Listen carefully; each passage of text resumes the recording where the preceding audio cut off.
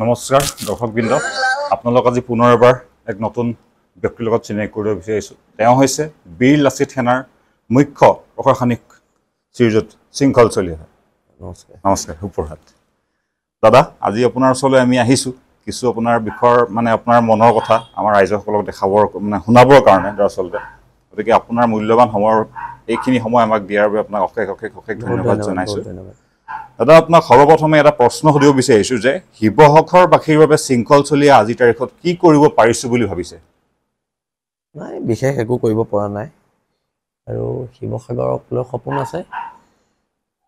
তথাপিতো যিখিনি আমাৰ বীৰ লাচিত সেনাৰ মঞ্চৰ ফালৰ পৰা আমি যিখিনি সহায় সহযোগ কৰিব পাৰিছোঁ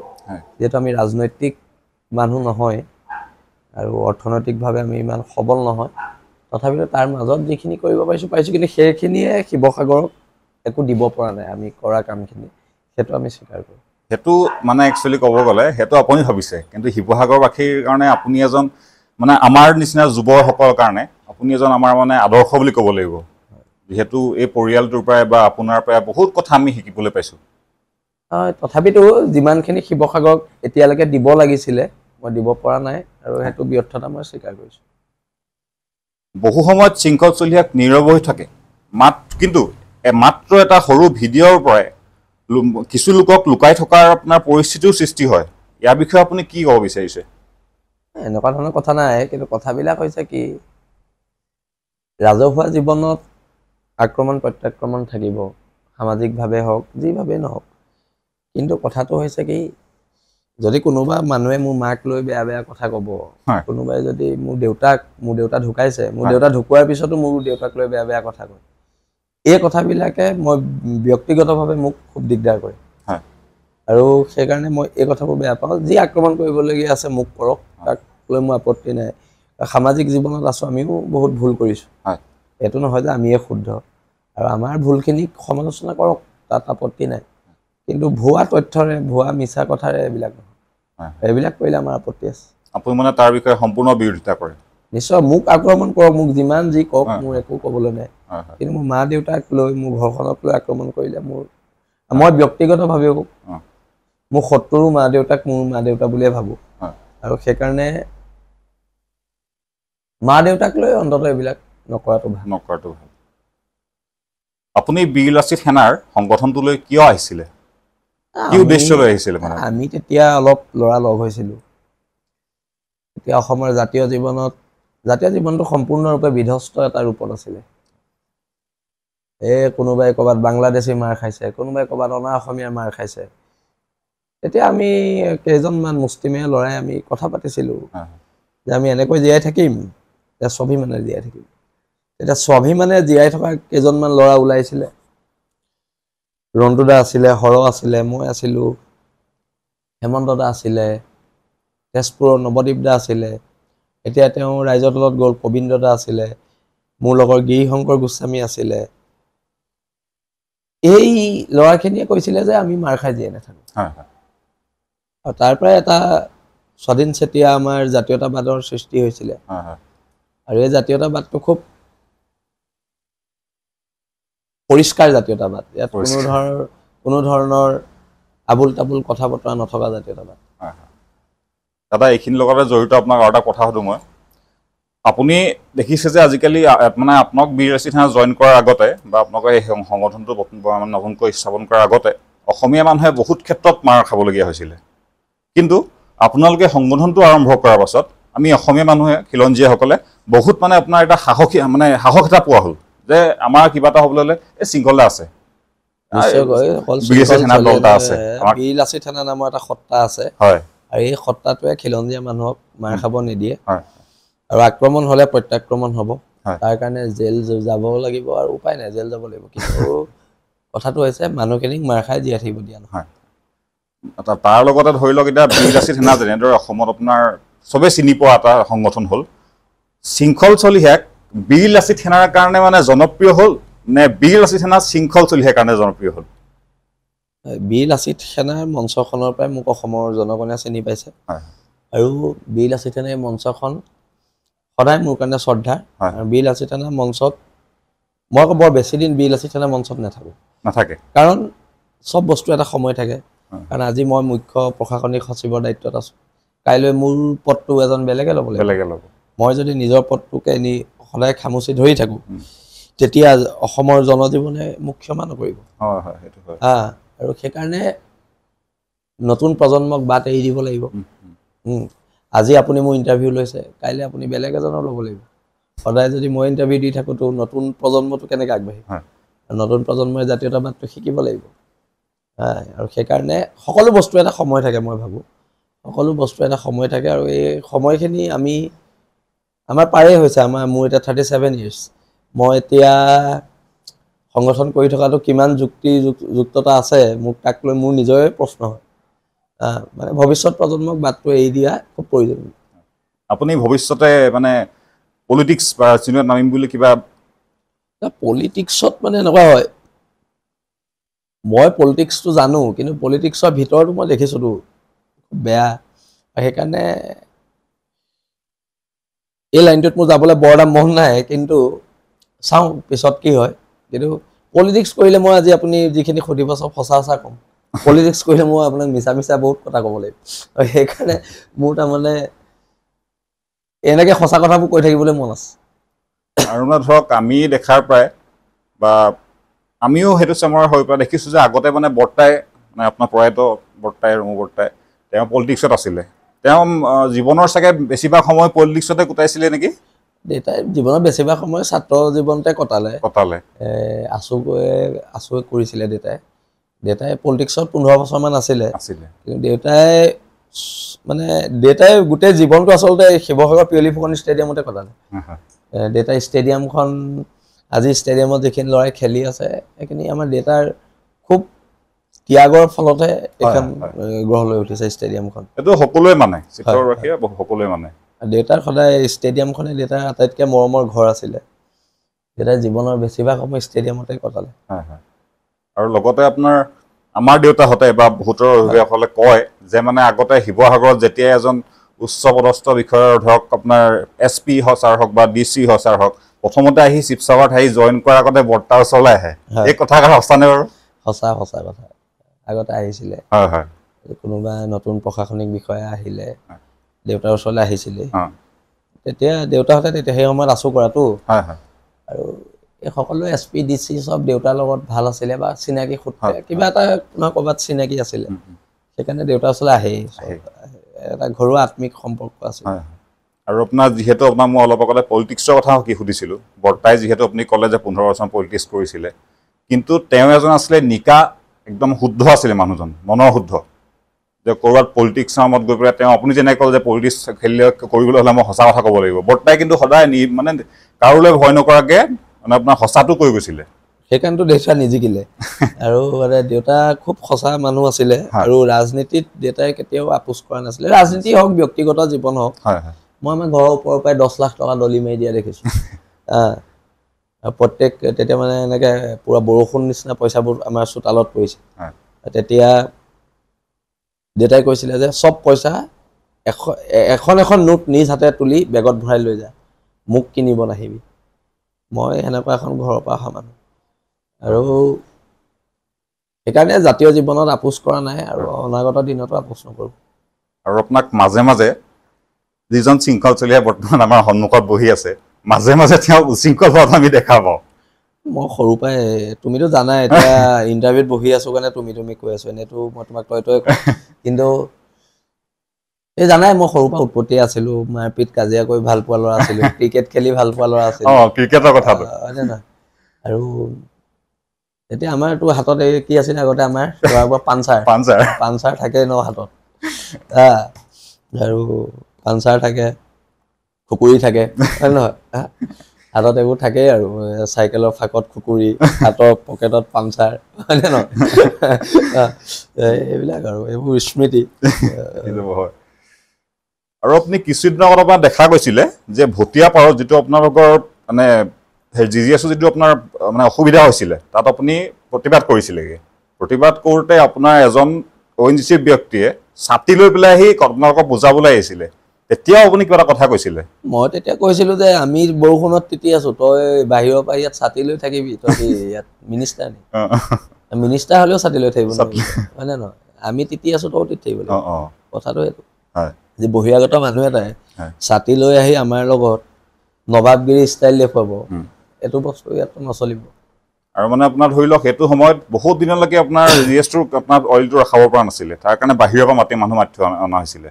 এতিয়া মানে সেইটো সময়ত আপোনাক এটা প্ৰশ্ন লগ পাই সুধিবলৈ ইচ্ছা এটা আছিলে যে মানে চৰকাৰখনে বাট চাই আছে নে ওচৰৰ মানুহখিনি জ্বলক তাৰপিছত মৃতক এজনক গৈ পইচা দিম নে আপোনাৰ সেই বস্তুটো সোনকালে ভাল কৰা হেৰি ল'ব লাগিছিলে বাৰু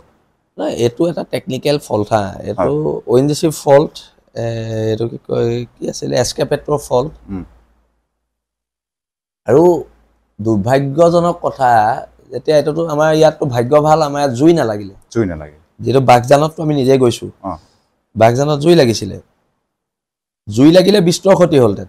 এতিয়া আপুনি যদি ভটিয়াপা সেই অঞ্চলটোলৈ যায় গছবিলাক দেখিব গছবিলাকৰ পাতবিলাক মৰি গৈছে মানে গেছৰ প্ৰভাৱত আৰু সেইকাৰণে অসমত এনেকুৱা ধৰণৰ যে মানে টেকনিচিয়ান নাই অসমত নহয় ভাৰততে নাই আৰু সেইটো ONGC ইমান বৃহৎ এটা কোম্পানী ONGC এনেকুৱা টেকনিচিয়ান সৃষ্টি কৰিব নোৱাৰো কাৰ ফল্ট সেইটো ONGC ফল্ট আৰু বৰ্তমান যেটো এতিয়া আপোনাৰ চলি আছে আমাৰ শিৱসাগৰত দলংখনক লৈ পেলাই দিখৌ ব্ৰিজখনক লৈ পেলাই যে সেই ব্ৰিজখন ভাঙি দিব লাগে মই দিখৌ ব্ৰিজখন কৈছিলো মই এবাৰ মুখ্যমন্ত্ৰী আহোতেও মই কৈছো এটা সাইডে বাৰ কৰি দিব লাগে এটা সাইডে ৰেষ্টুৰেন্ট কৰি দিব ধুনীয়া লাগিব মই কৈছিলো এটো কথা পাৰিলে মুকে দিয়ক বুলি কৈছিলো নিদিলে কিন্তু হেতু কৰি দিলে ভাল হয় চলিব তেতিয়া হেতু কথা বেলেগ কথা নাই আপোনাৰ মতে জাতীয়বাদ কি মানে মোৰ মতে জাতীয়তাবাদটো হৈছে মোৰ মাটি মোৰ দেশ মোৰ কথা আপুনি এসি ৰুমত বহি জাতীয়তাবাদৰ ডাঙৰ ডাঙৰ সংজ্ঞা দি লাভ নাই এটা ভোটৰ ছাত্ৰত কেটা মানে এনেকেও কয় অসমীয়া হিন্দী ভাষী অসমীয়া হিন্দী ভাষী হ'ব পাৰে অসমীয়া বঙালী ভাষী এই অসমীয়া বঙালী কাইলে ক'ব অসমীয়া মিয়া ভাষী এইটো হ'ব পাৰিব এই বস্তু নহয় আৰু আমি খিলঞ্জীয়া আমি আৰু অসমীয়া মানুহ তাত আকৌ অসমীয়া বঙালী অসমীয়া মাৰোৱাৰী এই শব্দবিলাক কোনে কয় জানে যাক ভূত লাগে আমাক ভূত নালাগে কাৰণে আমি এইবোৰ শব্দ নকওঁ আৰু এই কথা বতৰাই মানুহক বিভ্ৰান্ত কৰে কাৰোবাৰ বিজেপি কৰিব আছে বিজেপি কৰ কাৰোবাৰ কংগ্ৰেছ কৰিব আছে কংগ্ৰেছ কৰ কিন্তু জাতিক লৈ এই এনেকুৱা ধৰণৰ অশুভনীয় কথা আজিকালি আকৌ আৰু এটা পাৰ্টি ওলাইছে প্ৰগতিশীল জাতীয়তাবাদ মানে কি গম পায় না মাৰোৱাৰীও থাকিব তাত বাংলাদেশীও থাকিব বঙালীও থাকিব বিহাৰীও থাকিব এইটো প্ৰগতিশীল জাতীয়তাবাদ এইটো নতুনকে এটা দালাল এটাই উলিয়াইছে এইবিলাক ভণ্ডামি কথা বতৰাই নচলিব খিলঞ্জীয়া মানুহ খিলঞ্জীয়া আজি যদি আমাৰ সহোদৰ বড়ো ভাইসকলে নিজৰ মাটি বাৰী সেভ কৰিব পাৰে BTR কৰিব পাৰে আমিও কৰিব পাৰিম খালি আমাৰ মাজত একতা লাগিব সেইটোৱে কথা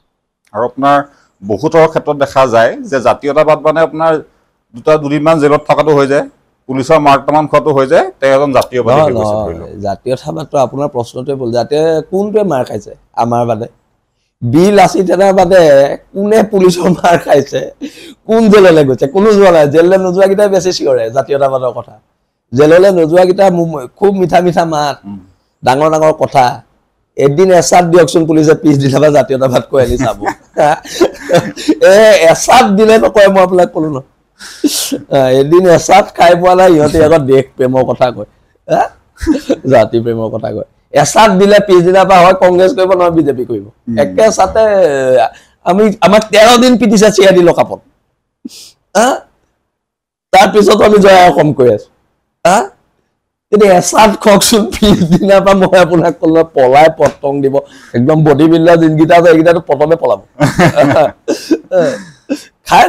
মাৰে খাই পোৱা পুলিচৰ জেললৈ গৈ পোৱা এইবোৰ এনে আৰু মানে জয় অসম ক'ব লাগে নিউজ চেনেলত ওলাব লাগে বেলেগ কথা নাই তাত একো বেলেগ কথা নাই মই আপোনাক কৈছো তই একেদিনে পলাব দৌৰিব মই আপোনাক ক'লো দাদা আপুনি কি ভাবে যে অসমীয়াৰ ডাঙৰ শত্ৰু বহিৰাগত আমি নিজে আজি এই আপুনি যাওকচোন এই শিৱসাগৰৰ ডাঙৰ এইবোৰ কি কয় হেৰি যে আছে আপোনাৰ ৰিক্সিক থকা মাৰোৱাৰীকেইটা আচল যাওকচোন গোটেই জাতীয় সংগঠনৰ নেতাকেইটা গাড়ী চলি আছে যিকেইটা বেছি জয় অসম আৰু যাওকচোন মোক ক'ৰবাত চলি আছে নি চাবলৈ দিয়ক মোৰ বেটেৰী ৰিক্সাও নিদিওঁ সিহঁতৰ তাত গাড়ী দিয়া দূৰৰ কথা হা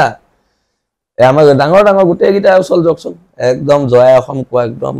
জাতীয়তাবাদ কোৱাকেইটা যাওক ৰাতিপুৱা যেতিয়া বিল নহ'ব মাৰোৱাৰীটোৰ ওচৰত গৈ ৰৈ থাকে দাদা মোক বিলখন দিব নি হা আমি সেইবোৰ নকৰোঁ কাৰণেতো আমি মূৰ তুলি জীয়াই থাকোঁ 2 চৰ লগাই দিব পাৰোঁ সিহঁতি আকৌ নোৱাৰে গাড়ী চলি আছে আমি 2 চৰ লগাই দিব পাৰোঁ ইচ্ছা কৰিলে কাণত ধৰাই দিব পাৰোঁ হয় নহয় দাদা বৰ্তমান এতিয়া লখিমপুৰৰ ফালে দেখা গৈছে গুণগুণ চেতিয়া যিগৰাকী গুণগুণৰ ঘৰত গৈছে আমাৰ প্ৰাণজিৎ গগৈ গৈছে হয় মই ব্যক্তিগতভাৱে তাইৰ লগত কথা পতা নাই বাকী আমাৰ সংগঠনৰ নেতৃবৃন্দই পাতি আছে মই মানে ফোন কৰোঁতে কিবা কাৰণত কিবা বিজি আছিলে নে কি আৰু কিন্তু বাকী গুণগুণৰ পৰিয়ালৰ লগত আমাৰ প্ৰাণজিৎ গগৈৰ নেতৃত্বত লখিমপুৰ জিলা সমিতিৰ উদ্যোগত গুণগুণ গগৈ পৰিয়ালটোক যিখিনি কৰিব লাগে আমাৰ ল'ৰাখিনি কৰিব সেইটোতো চৰকাৰে ভুল কৰিছে চাবলৈ গ'লে খিলঞ্জীয়া মানুহক উচ্ছেদ সদায় ভুল আৰু বাংলাদেশী উচ্ছেদ সদায় আদৰণীয় আৰু বেলেগ কথা নাই আপোনাৰ ইয়াৰ লগতে জড়িত আপোনাক আৰু এটা প্ৰশ্ন কৰোঁ ধুবুৰীত বেদখলকাৰী এটা বৰ্তমান এতিয়া বিৰোধিতা কৰি আছে চৰকাৰখনে কিন্তু তাৰ বিষয়ে কোনো মাত মতা নাই কিন্তু শিৱসাগৰ সমষ্টিৰ যিজন আমাৰ বিধায়ক অখিল গগৈ তেওঁলোকৰ লগত গৈ পেলাই আপোনাৰ একেলগে বহি একেলগে চাহ ভাত খাই একেলগে গান গাই তেওঁ তাৰ ভাগৰ হেৰি কৰি আছে আপুনি সেইটো বিষয়ৰ ওপৰত কি ক'ব দা এইটো মই কি ক'ম তেওঁহে ক'ব যি কয় হয় নাই মস্তিষ্কৰ উৰ্বৰতা থকা মানুহে জাতিক ঠগে নেকি হা মই 100বাৰ MLA নহ'ম কিন্তু বাংলাদেশীৰ ওচৰত গৈ চকু পানী টুকি মই দেশ প্ৰেমৰ ভুৱা ভাও নিদিওঁ হা আমি উদিত সূৰ্যৰ কথা কোৱা মানুহ হা জীৱন যাব যৌৱন যাব কিন্তু বাংলাদেশী গীতাৰ ওচৰত গৈ চকু পানী টুকি মই অসমীয়া জাতীয়তাবাদৰ কথা নকওঁ দাদা আমি আপোনাক দেখাৰ পৰাই বা আপুনি লগতে যিহেতু ক'লে আমাৰ দিন একেলগে পাৰ হৈছে বুলি প্ৰথমতে আপুনি শিৱসাগৰ গফটৰ পৰা আৰম্ভ কৰি জয়সাগৰ কলেজলৈকে আদি কৰি আপুনি সাংস্কৃতিক জগতখনৰ লগত বহুত ভালকৈ জড়িত আছিলে সেই বিষয়ে আমাক দৰ্শক বিন্দুৱে জনাওকচোন অকণমান ছাত্ৰ ৰাজনীতিটোৰ লগত খুব ভালকৈ জড়িত আছিলোঁ ছাত্ৰ ৰাজনীতি মই ছেক্ৰেটাৰী আছিলোঁ গফটত তাৰ পৰা শিৱসাগৰ এতিয়াতো হেৰি হ'ল বিশ্ববিদ্যালয় হ'ল ইউনিভাৰ্চিটি হ'ল তাত মই 2বাৰ GS আছিলোঁ আৰু মই আনকণ্টেষ্ট GS আছিলোঁ ছেকেণ্ড টাইম আৰু এইটো শিৱসাগৰ কলেজ ইতিহাসত এতিয়া ইউনিভাৰ্চিটি ইতিহাসটো মই নাজানো কিন্তু শিৱসাগৰ কলেজ ইতিহাসত মই প্ৰথম আনকণ্টেষ্ট GS আছিলোঁ এতিয়া মোক ভাল পায়ে কোনো উঠা নাছিলে নে ভয়তে উঠা নাছিলে এইটো নাজানো কিন্তু এইটো আছিলোঁ আৰু এইটো হিষ্ট্ৰীত এটা ডাঙৰ হিষ্ট্ৰী এইটো আৰু থাৰ্ড টাইম VP উঠোতে প্ৰকাশ কটকী ছাৰে মাতেনি খুব গালি দিলে নুঠিলোঁ আৰু আজিকালি প্ৰেচিডেণ্ট তেতিয়া VP আছিলে প্ৰকাশ কটকী ছাৰে খুব ঠিকছে গালি দিলে আৰু নুঠিলোঁ আৰু তো এইবোৰে কৰি থাকিবি নে পঢ়া শুনাও কৰিবি বুলি ক'লে আৰু নুঠিলোঁ ছাৰ মই উইথড্ৰ কৰি লৈছোঁ এনেকুৱা ধৰণৰ কথা আৰু ধৰি লওক সেইটো সময়ত আপোনাৰ যিখিনি লগবিন্দু আছিলে আপোনালোকৰ সেই কলেজীয়া জীৱনটোত সেইখিনি আপুনি এই আপোনাৰ সংগঠনলৈ অহাৰ পাছতো সেই লগবিন্দু একেই আছে নে আপোনাৰ আছে মোৰ গোটেই হাই ছেকেণ্ডেৰী লগৰ স্কুলৰ লগৰ আৰু আমাৰ হেৰি এইটো কি কয় কলেজৰ লগৰ আৰু আমাৰ গোটেই সোপা লগ হ'লে যিটো উৎপাত হয় মানে আমি পাহৰি যাওঁ যে আমি কিবা জাতীয় জীৱনত কিবা আছোঁ আৰু সিহঁতিও মোক মানে বেলেগ ধৰণে নেচায় তাৰমানে মোকো এই নিজৰ আগতে আমি যেনেকুৱা আছিলোঁ এতিয়া একেই আৰু এই বুকুত ঢকা দিয়া হেৰি কৰা গোটেইখিনি আমাৰ ল'ৰা ছোৱালী গোটেইখিনি আৰু গোটেইখিনি আমি লগ হ'লে খুব ফূৰ্তি হয় আৰু খানা হ'বই পাৰ্টি হ'বই এইটো মানে চলি আছে আৰু আমাৰ প্ৰায় দেওবাৰ শনিবাৰে লগ পোৱা হয়ে গোটেইখিনি সদায় মইহে নোৱাৰোঁ সদায় থাকিব লগ হয়ে প্ৰায় আৰু আপোনাক সেইটো কাৰণে আপোনাৰ লগবিন্দুৰ কথাৰ লগত মানে প্ৰশ্নটো সোধাৰ কাৰণে এটা কাৰণ এটা আছে যে আপোনাৰ মতে আপুনি যেতিয়া বৰ্তমান বিবাহিত প্ৰেমৰ সংজ্ঞাটো কি বাৰু শাশ্বত আৰু স্বৰ্গীয় আৰু প্ৰেমৰ সংজ্ঞাটো এনেকুৱাই শাশ্বত স্বৰ্গীয় আৰু প্ৰেমে জীৱনত দুটা বস্তু দিব আপোনাক হয় সুখ দিব নহ'লে দুখ দিব প্ৰেম মাজত নাথাকে মানে আপুনি সুখী নে দুখী মই এতিয়া সুখী এতিয়া দুখী বুলি ক'লে মাৰপিট হ'ব কিন্তু মানে প্ৰেমে হয় সুখ দিব নহ'লে দুখ দিব এইটোৱে প্ৰেমৰ বস্তু আৰু প্ৰেমৰ মই সদায় এটা বস্তু দেখিলোঁ,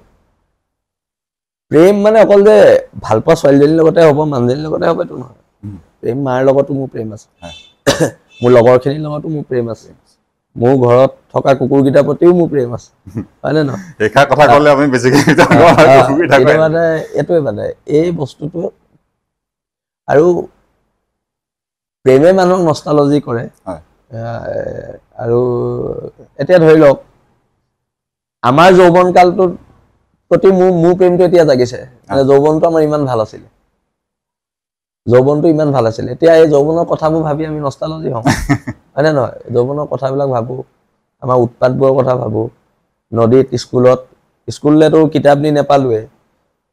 স্কুলৰ বেগত সদায় টি চাৰ্ট হাফ পেনে থাকে, তাৰপৰা চিধা নদীলৈহে যাওঁ আৰু নদীত গৈ তাত উৎপাত কৰা, নহ'লে চিনেমা চোৱা। আমি এবাৰ গফটত চিনেমা চাই আছোঁ হলত, মই নামটো আমাৰ চুলতান আহমেদ ছাৰ, এইটো নাম ক'ব নোৱাৰোঁ, ছাৰ গৈ পেলাই সোমাই দিলেগে হলৰ ভিতৰৰ পৰা, যি পলাইছোঁ আমি। মোক ধৰিব নোৱাৰিলে, বাকী দুটামানত ধৰিলে, কিন্তু মানে মোক সদায় চুলতান আহমেদ ছাৰে কয় আমাৰ গফটৰ ডকাইতৰ চৰ্দাৰী বুলি কয়। মোক সদায় কাণত ধৰাব, আৰু যেতিয়া ফুলেশ্বৰ স্কুল ছুটি দিয়ে, ছোৱালীখিনি মানে ছুটি দিয়ে যে চব, তেতিয়া দিনতো চব ছোৱালীবোৰ চাইকেল লৈ বা খোজকাঢ়িয়ে আহে, মোক একদম নাট্য মন্দিৰৰ আগত কাণত ধৰাই থৈ দিয়ে। এই কথাবিলাকে খুব এতিয়াও স্মৃতি আৱলি কৰে এইবিলাক কথা। আৰু মোক ছোৱালীবোৰক ৰখাই লৈ কয় এইটো চাহ গফটৰ ডকাইতৰ চৰ্দাৰ, মোক কয় এনেকুৱা। আৰু আপুনি ধৰক এতিয়া এই আপোনাৰ সংগঠনটোলৈ অহা, তেতিয়া আপোনাৰ বৰ্তা জীয়াই আছিলে, বৰ্তাই জীয়াই আছিলে, বৰ্তাই এই কথাষাৰ আপোনাৰ ছাপোৰ্ট কৰিছিলে নাই? দেউতাই মোক সুধিছিলে, পুলিচৰ মাৰ যদি খাব পাৰ, জেললৈ যাব পাৰ, সংগঠন কৰ, নহ'লে এনেই ইয়াত নাটকবাজি কৰি সংগঠন নকৰিবি। আৰু মই তেতিয়া দেউতাক কৈছিলোঁ পাৰিম, আৰু সেইকাৰণে সংগঠন কৰিছোঁ। আৰু সংগঠনৰ মজিয়াই মোক বহুত দিছে, সিমানখিনি হবে মই বীৰ লাচিত সেনা অসমক দিব পৰা নাই। আৰু শেষ বিন্দু তেজ থকালৈকে জীৱনত যদি কেতিয়াবা কোনোবা পলিটিকেল পাৰ্টিটো থাকোঁ, কিবা থাকোঁ, প্ৰথম মই সদায় ব্যক্তিগতভাৱে বীৰ লাচিত সেনা এই সত্তাটোৰ প্ৰতি মই লয়েল থাকিম। আৰু আপোনাৰ ধৰি লওক যিটো যুগত আপুনি সাংস্কৃতিৰ লগত বা আপোনাৰ গফটৰ লগত বা হেৰিয়ৰ শিৱসাগৰ ইউনিভাৰ্চিটিৰ লগত জড়িত হৈ আছিলে, তেতিয়া আপোনাৰ আমাৰ ছাত্ৰ সন্থা যিটো বৰ্তমান আছে, আমাৰ আছু তেতিয়া আছিলে আপোনালোকৰ শৰৎ দা, জ্যোতি দা, পৰিদাহঁত আছিলে, প্ৰদীপ দা আছিলে, শ্ৰদ্ধা আছিলে, সেই মানুহসকলৰ লগত মা মৰা মানিক গগৈ আছিলে, মানিক দা আছিলে, তাৰপৰা মৰাণৰ আমাৰ কুশল দত্ত আছিলে, ডিমৌৰো এজন কুশল দত্ত আছিলে, পাইছোঁ বহুত। এতিয়া তপন দা আছিলে, তাৰপৰা বহুত এই মানুহখিনি সান্নিধ্য পাইছোঁ। আৰু এই মানুহখিনিৰ সান্নিধ্যই জীৱনত বহুত শিকাইছে দেই। আজি মিটিং এখননো কেনেকৈ আৰম্ভ কৰিব লাগে, মিটিংখনৰ প্ৰচিডিং কেনেকৈ কৰিব লাগে, প্ৰচিডিং কেনেকৈ লিখিব লাগে, আজি এতিয়াও মই মৰাণৰ কুশল দা, আমাৰ শিৱসাগৰ শ্ৰদ্ধা যোদ্ধা, তপন গগৈ বিজেপিলৈ যোৱাৰ পিছত অকণমান মোৰ লগত ৰিলেশ্যনটো কমিছে, তথাপিতো তপন দাৰ লগত কেতিয়াবা জাতীয় জীৱনৰ যদি কথা হয় আলোচনা হয়। আৰু তেওঁলোকৰ জীৱনত নিশ্চয়কৈ জ্যেষ্ঠসকলৰ প্ৰভাৱ জীৱনত থাকিব। আজি আমাৰো প্ৰভাৱ যদি কোনোবা কনিষ্ঠসকলৰ ওপৰত পৰিছে, মই ভাবোঁ আমাৰ বেয়াখিনি নপৰাটো ভাল, ভালখিনি পৰাটো ভাল। আৰু তেতিয়া তেওঁলোকে গাইডেঞ্চ দিছিলে দেই, বহুত গাইডেঞ্চ আছিলে। কিছুমানৰ নাম মই ল'বলৈ পাইছোঁ, তপন দা আছিলে আমাৰ কাঠপাৰাৰ, আছে এনেকৈ প্ৰদীপ দা আমাৰ ওচৰৰে, প্ৰদীপ বৰগোহাঁই, তাৰপৰা বহুত আছিলে, অভিনৱ দাহঁত আছিলে। সেইটো এটা আমাৰ জীৱনত ডাঙৰ প্ৰভাৱ আছে। আৰু আপোনাৰ সেইটো সময়ৰ আমাৰ বৰ্তমান সময়ৰ আচলৰ কিবা আপুনি পাৰ্থক্য পাইছে নেকি? পাৰ্থক্যটো একো নাই, মানে আপোনাৰ এতিয়া খালি মই এটাই বিচাৰোঁ, জাতীয় জীৱনত যিকোনো সংগঠনে আপোচবিহীনভাৱে কাম কৰিব লাগে, আৰু সংগঠন চলাবলৈ পইচা লাগিবই। ৰাজনৈতিক দলবিলাকে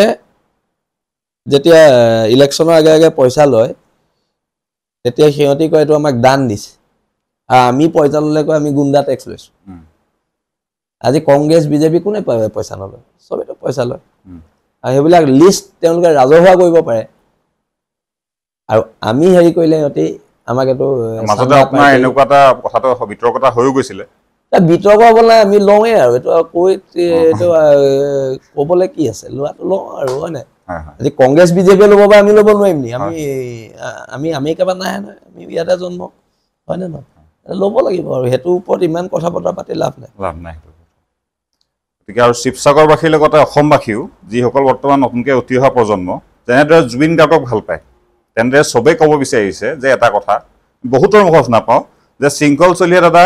কোন মানুহ চিধা কথা তেওঁ যি পেটত থাকে তেওঁৰ মুখত থাকে এই কথাষাৰ সত্য বুলি আপুনি ভাবেনে নিশ্চয়কৈ আৰু মই সেইকাৰণে পলিটিক্সত যাব মন নাই পলিটিক্সত গ'লে অকল ফাঁকিয়ে ক'ব লাগিব আপুনি যদি দিনটোত 100টা কয় 80টা ফাঁকি ক'ব লাগিব 20টাহে সঁচা কথা ক'ব পাৰিব সঁচা কথাকেইটাও তাকো নিজৰ লগৰ একদম খাচন খাজকেইটা আগতে ক'ব পাৰিব সেইকাৰণে মোৰ পলিটিক্সত যাব মন নাই মোৰ ধুবুৰীলৈ গৈ চকু পানী উলিয়াবলৈও মন নাই মিছাকৈ এইবোৰ নাটকবাদী জাতীয়তাবাদ আৰু সেইকাৰণে পলিটিক্সত নাহাকৈ এনেকৈ থকাটোৱে মই ভাল পাওঁ কেপি চাৰিআলিত গৈ চাহ খোৱা কেপি চাৰিআলিত পাৰ্টি কৰা মোৰ জীৱনৰ বৰ বেছি মোৰ মানে কি হয় মোৰ প্ৰয়োজন বেছি নাই আৰু সেইকাৰণে মোৰ দুখো বেছি নাই সেইকাৰণে এই লগৰখিনি আছে সৈনিকখিনি আছে ঘৰখন আছে আৰু যেতিয়া মই সংগ্ৰামৰ পথাৰত নাথাকোঁ বা এতিয়া অলপ পিছত যেতিয়া ওলাই যায় মোৰ লগৰখিনি খুব ভাল আৰু মোৰ লগৰখিনি খুব আত্মিক সম্পৰ্ক এটা মোৰ লগত আছে মই সদায় এই সম্পৰ্কটো জীয়াই থকাটো বিচাৰোঁ আৰু মোৰ জীৱনত সম্ভৱ ভাগ্য মোৰ লগৰখিনি খুব লয়েল ইটোৱে ইটোৰ প্ৰতি আমি চব ইটোৱে ইটোৰ প্ৰতি খুব লয়েল আৰু সেইকাৰণে এই সম্পৰ্কটোৱে জাতীয় জীৱনত আগবাঢ়ি যোৱাত সহায় কৰে আপোনাক ছাপৰ্টো কৰে তেওঁলোকে বহুত কৰে ছাপৰ্ট কৰে গালি দিয়ে ভুল কৰিলে এই বস্তুবিলাকে এটা আত্মিক সম্পৰ্ক গঢ়ি তোলে আপুনি এতিয়া ৰিচেণ্টলি যিটো আপোনাৰ আমাৰ সমুজ্জ্বল ছাৰৰ ঘৰৰ খবৰটোৰ কথা কৈছে আপুনি খবৰ লৈছিলে নে মই গৈছিলোঁ সমুজ্জ্বলৰ ঘৰলৈ গৈছিলে সমুজ্জ্বলাও জাতীয় জীৱনত ইমানখিনি সময় দিছে আৰু মই সদায় সমুজ্জ্বলাৰ সুখত সুখী হোৱাটো ডাঙৰ কথা নহয় কিন্তু দুখৰ সময়ত মাত এষাৰ দিয়াটো আমাৰ কৰ্তব্য জাতীয় জীৱনত আছোঁ যেতিয়া সেইকাৰণে আমি গৈছোঁ ৰন্তুদা মই আমি গৈছোঁ ঠিক আছে তেনেহ'লে দৰ্শকবৃন্দ